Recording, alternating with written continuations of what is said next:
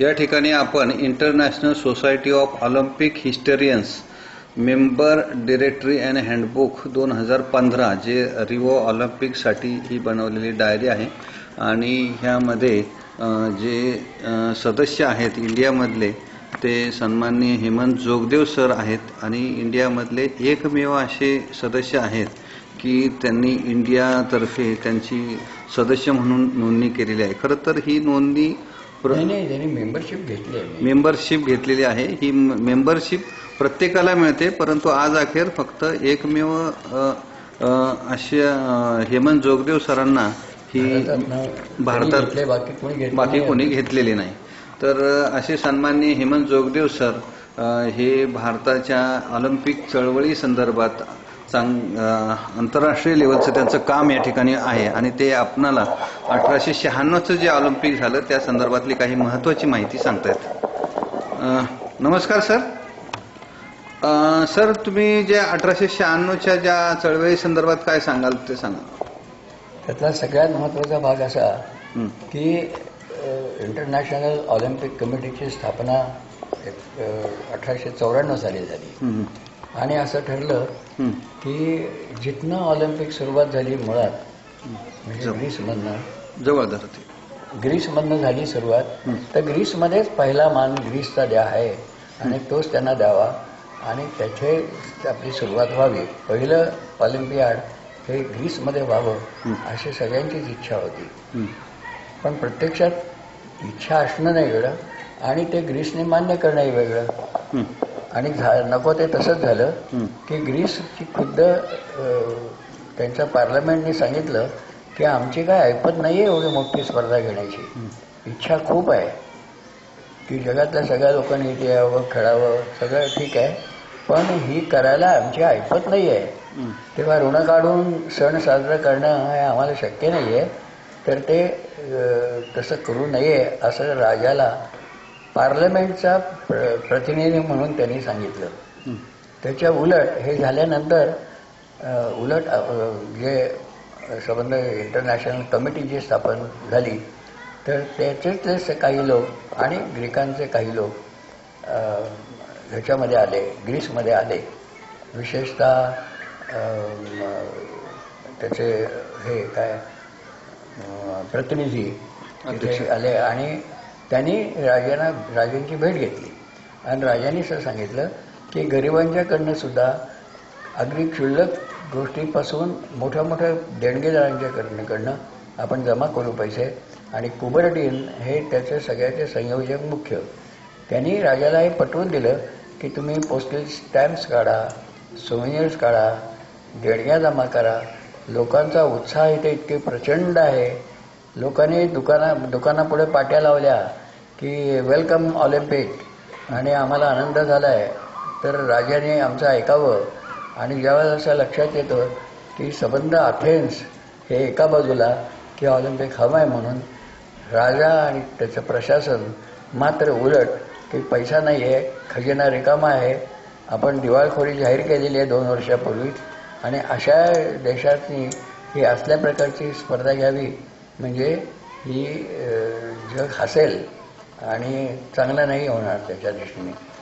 हे जो फोटो आहे ना हा त्याच पंतप्रधानाचा की ज्याने या ऑलिम्पिक घेण्याला विरोध केला, पण शेवटी सामान्य माणसाचाच विजय झाला आणि राजाला सगळ्या लोकांचं म्हणणं पटलं आणि त्यांनी ऑलिम्पिक घेण्याला मान्यता दिली।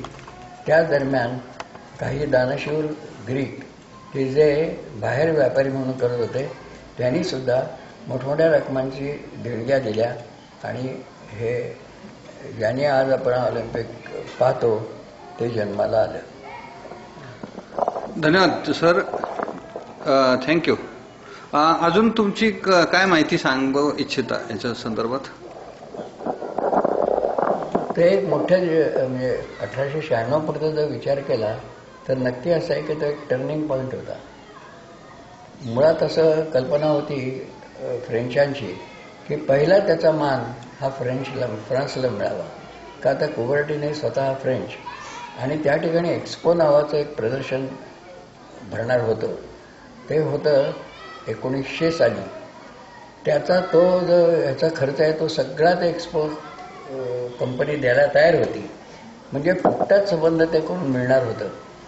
तर मग असं असताना ते 1896 कशा करता थोडासा त्या कुबर्टींच्या ठपका आला की त्याने कबूल केलं की 1900 साली पॅरिसला प्रथम ऑलिम्पिक होईल.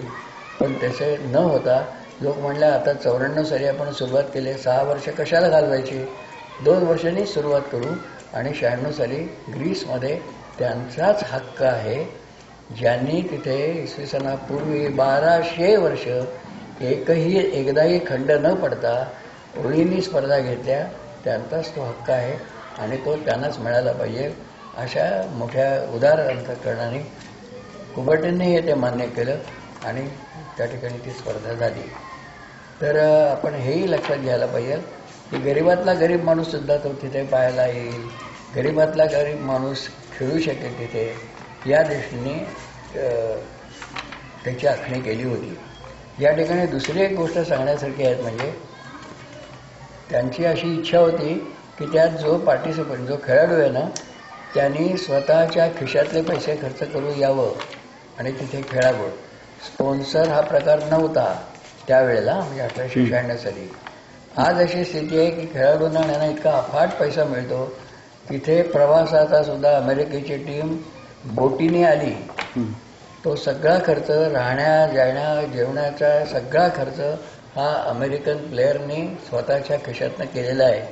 ह्याहीपेक्षा सगळ्यात महत्त्वाची कुबर्टींनी संबंध आयुष्यभर त्या ऑलिम्पिक करता जीव टाकला, गावोगावी देशोदेशी दौरे केले, पण त्यांनी एक नवा पैसा सुद्धा म्हणजे त्यांचं जे काय नाणं असेल ते पैसा सुद्धा दुसऱ्या कोणाचाही घेतला नाही, स्वतःच्या खिशातनं संपूर्ण खर्च केला. हे विशेषतः आपल्याकडे जे आता त्या संघटनांचे मोठे प्रतिनिधी आहेत ना त्यांनी लक्षात ठेवायला पाहिजे की आता आपल्याकडे लोकांना ऑनरेरियम मिळायला लागला आहे, खर्च सगळ्याच्या सगळ्या द्यायला लागले आहेत, स्पर्धांना पैसे द्यायला लागले आहेत. पण ग्रीकांची 1896ची स्थिती असं होती की पहिलं ऑलिम्पिक झालं, त्यातल्या सर्वच्या सर्व खेळाडूंनी एवढंच कुबर्टींपासून सगळ्या संयोजकांनी सुद्धा स्वतःचा खर्च केला त्याच्यामध्ये भाग घेण्याकरता. हे आपल्या दृष्टीने फार महत्त्वाचं आहे. धन्यवाद सर, थँक्यू, आभारी. या ठिकाणी सांगण्यासारखी महत्त्वाची गोष्ट म्हणजे सरांचं या ठिकाणी नाव दिसतंय इंडियाच्या वतीने. ते या जे इंटरनॅशनल ऑलिम्पिक संदर्भातला संशोधन करणारे किंवा इतिहास तज्ज्ञ म्हणता येईल ऑलिम्पिक चळवळीचे, तर ते इंडियातर्फे जे एकमेव नाव या ठिकाणी दिसतंय हेमंत श्रीहरदास, नाव फक्त स्पेलिंग चुकलंय, जोगदेव सर. अशा पद्धतीने या ठिकाणी सरांचं योगदान आहे आणि थोड्याच दिवसात सरांच्या माध्यमातून ऑलिम्पिक दिंडी कम प्रदर्शन आणि प्रचार चळवळ या ठिकाणी उभी केली जाणार आहे. धन्यवाद, थँक्यू. NSCC स्पोर्ट्स यूट्यूब चॅनलच्या वतीने सरांनी सहकार्य दिलं आणि मुलाखत दिली त्याबद्दल त्यांचे मी आभार मानतो. धन्यवाद.